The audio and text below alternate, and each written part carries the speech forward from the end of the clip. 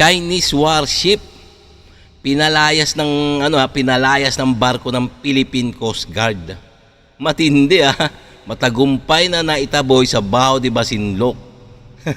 Kakaibang balita to Ito yung pamagat na ating bibigyan ng reaction video Komentaryo, suggestion, criticism, kung ano man inyong mga saloobin dyan sa mga balitang nangyayari ngayon tungkol sa West Philippine Sea. Pwede rin naman kayo magkomentaryo dyan. Alam nyo naman itong balita na to, lalo itong mga in-check na to, napaka-antitigas ng ulo, Talagang yung nanghaharang or nangangamkam ng ating teritoryo, kahit hindi naman sa kanila. So, itong ating bibigyan ng reaction sa ngayon, reaction video. Ngayon, kung bago ka pa lang sa aking channel, please like and subscribe na lang muna sa ating YouTube channel bago tayo mag-umpisa. Okay? And also, please paki-subscribe din kay Melbs Castle. So, sa kanyang video to, bibigyan lang natin reaction to, komentaryo. Okay, umpisa na natin kung paano pinalayas ang barko ng Philippine Coast Guard, ang Chinese warship. Philippine Coast Guard itinaboy yung Chinese Coast Guard at Chinese Maritime Police. Mukhang may masamang balak kasi itong manggulo sa Filipino fisherman May nag-report kasing mga isda na may umaaligid daw na Chinese. Agad naman nag-deploy at nagpatrolya ang PCG sa bisinidad nito. Papalapit pa lang niraradyohan na payo. Dito pinalagan niyan. Sinabi sa China na huwag niyong galawin yung kababayan naming mga isda. Sinabi rin dito ng PCG na lumayas kayo sa Bao de Masinloc dahil sa amin naman to. Hindi naman ng gulo ang mga Chinese. Kusang lumayo pero hindi sobrang layo. Pero ang mahalaga nakapangisda ang mga Pilipino ng maayos at walang takot na nararamdaman. Our pilots responded. Teka. Mukhang kakaibang balita ngayon di ba guys, Parang kakaiba ngayon, hindi katulad ng dati ang mga tropa natin ang lumalayo pag nilalapitan ng mga Chinese Coast Guard, kung ano man yan, Ngayon ngayon ang nangyari ngayon ang barko ng Philippine Coast Guard napalayo nila o napaatras nila ang mga Chinese vessel o yung China Coast Guard. Even pati Chinese warship napaatras nila. Marang magandang balita to guys, So, tsaka isa pa, tingnan nyo si Commodore Tariela, tingnan nyo naman, Kumbaga, tingnan nyo si Commodore Tariela ng Philippine Coast Guard. Ayan, ayan nasa video ngayon, Sumama pala siya, doon sa aeroplano. So, kumbaga nagmasid siya. Tingnan natin, diretso pa natin. By saying na ang Bao de Masinloc falls within our exclusive economic zone, and this is a routine maritime patrol na isinasagawa natin para protektahan ang interes ng ating mga kababayan mga isang Pilipino. We directly challenge ang sinasabi ng China that they have sovereignty over the 12 nautical miles waters ng Bao de Masinloc. Pero matapos palayasin ng PCG ang Chinese at Maritime Militia, nagsumbong to. Ilang oras lang may nag-deploy na ng PLA Navy. Hindi naman to nag-radio challenge. Magyayabang lang sa PCG. Pero nung nakaraan na nag-resupply mission ng AFP at US Air Force, bakit walang nanggulo? Puro angas lang kasi ang China pag hindi armado ng missile ang katapat. Oo nga naman, tingnan niyo naman pagkatapos ng nag-radio challenge at pinalayas talaga ng Philippine Coast Guard ang mga China Coast Guard at ang mga kung ano ng mga China militia vessels diyan, Biro mo parang bata, nagsumbong. Nagsumbong saan? Nagsumbong sa PLA Navy, yung mismong yung Philippines Liberation Army Navy. Ayun, dumating kumbaga dumating yung barkong pandigma ng Chinese, ayan, dumating siya pero hindi naman ng haras. Kumbaga tingnan mga nananakot lang ba, kumbaga nananakot sila para nga yung ating mga kababayan, mga tropa diyan baka sakali nilang matakot. Pero hindi yata natakot, no? Hindi natakot ang ating Philippine Coast Guard o yung ating mga mangingisda.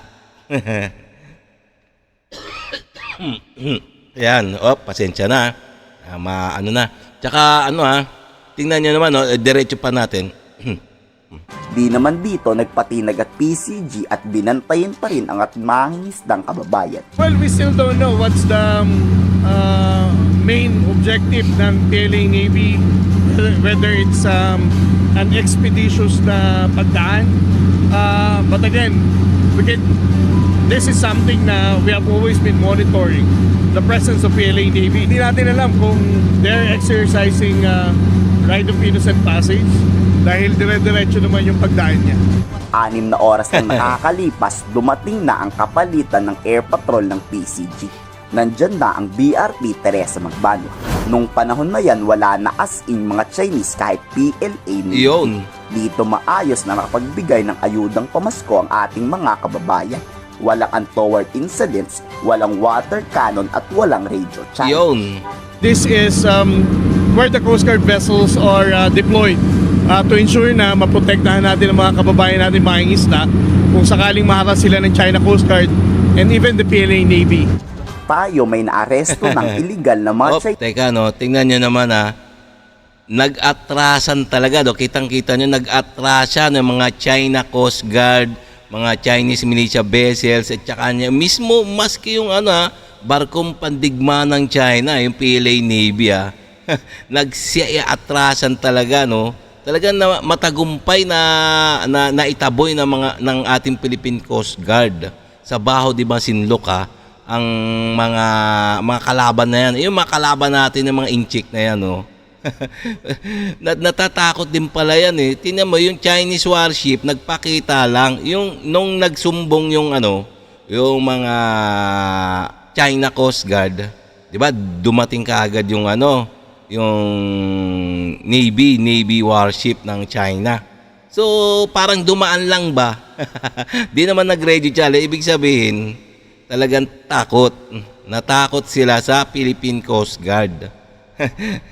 Dapat ganun talaga, Dapat kasi laging may tuwing may mga mangingisda diyan sa Baho de Masinloc, dapat sasamahan talaga ng Philippine Coast Guard. Nang sa ganun hindi naharas o nawawater cannon ating mga mangingisda diyan sa Baho de Masinloc. Tingnan naman, di ba? So, walang palag na itaboy sa Baho de Masinloc. Hindi sila nang haras, hindi sila nag-water cannon sa ating mga mangingisda. Talagang good news to, Sana laging ganyan. Chinese sa ating teritoryo. Pero ang China, simula noong ipinatupad ang kanilang no trespassing policy, wala namang naaarestong mga Pilipino. Sana lang talaga ay magpatuloy ang paglaban ng PCG para sa ating mga Filipino fishermen. Tingnan naman, oo nga naman, di ba? Mula nung nagpatupad ang ating gobyerno, yung nagkaroon ng, di ba, nagpasa ng batas si Bongbong Marcos tungkol sa maritime law sa West Philippine Sea. Talagang, kumbaga tinupad ng ating gobyerno yung pag-aresto sa mga illegal na pumapasok sa ating karagatan, sa loob ng ating exclusive economic zone. 'Di ba? Ang dami na, ayun, may inaresto na ng mga Chinese, inaresto talaga. Pero yung yung batas ng China noon na arestuhin ay mga illegal na na pumapasok sa kanila na illegal daw na pumapasok sa nila. Pero pasok sa ating exclusive economic zone, pero hindi nila magawang mag-aresto, di ba? Hindi nila magawang aresto ng mga Pilipino. Kasi alam nila na illegal yung kanilang kiniklaim dyan sa West Philippine Sea. Illegal sila. Wala silang pinapakita wala silang pinanghahawakan ng papeles galing sa international law, galing sa UNCLOS. Kumbaga sa kanilang lang yon, yung kanilang batas sa kanila lang yon. Pero walang walang basbas ng international law. Kaya siguro itong mga itong Chinese, diyan sa West Philippine Sea, takot sila mang-aresto rin. Sigurado babalikan sila ng international community, no?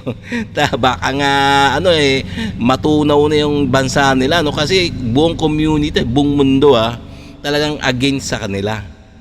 Kaya siguro yung batas nila hanggang pananakot lang talaga, no? Kaya din yung nahalata, hanggang pananakot lang talaga sila. Hanggang banta-banta lang, hanggang bunganga lang ng mga inject na to, no? Itong mga China na to, no? Kahit minsan nahaharas pa rin naman tayo. Since they publicize itong bagong law nila nung sabi ng will be implemented last June. May, it was released June daw implementation. Wala pa tayong Pilipino na napaulat na inarrest nila because of trespassing. Yun. And there's the reason why the Filipino fishermen still go to Baho de Masinloc and Yes. vicinity, no? Dahil for them, there's always confidence kapag may Coast Guard vessel, may B-4 aircraft and vessels na nakikita sila. Dapat sa susunod na sagupaan na mag-water cannon ng kalaban, mag-water cannon na din tayo. Kailan kaya makikipagbombahan ng PCG? Banggaan kasi nagawa na eh. Ano sa tingin nyo? I-komento sa baba ang inyong Yan, tingnan nyo naman Good news talaga, no? Talagang ano pa lang yun, radio challenge pa lang ng Philippine Coast Guard yun sa mga China Coast Guard sa PLA Navy PLA Navy yun Diro mo tinawag, yun nag-radio challenge na yung Philippine Coast Guard sa mga China Coast Guard, natakot na. Siyempre talagang sa atin naman talagang Baho de Masinloc Kaya siyempre nataranta, nagsitakbuhan na naitaboy ng Philippine Coast Guard kasama si Commodore Tariela. Pero nagsumbong sa PLA Navy no? Dumating pero parang lang, yung nagpakita lang. Walang action na ginawa yung PLA warship nila, no? Yung China warship. Parang dumaan lang. Kaya nga halata naman. Kaya nga naman halata naman na talagang nag-ano lang tong mga China na to, no? Kumbaga lang, yung nagtatapang-tapangan lang, nagbababanta-banta lang naman ang nila kaya nilang gawin, no? Kaya natatawa talaga ako sa balitang to, no? So, okay, no, mga guys, kung hanggang dito na lang tayo, mga guys, Ngayon, kung bago ka pa lang sa aking channel, please, like and subscribe and share na lang ating video nang sa ganun may kahalat pa ni YouTube ang ating mga video sa marami pang netizens. Okay, please like, share and subscribe. Okay?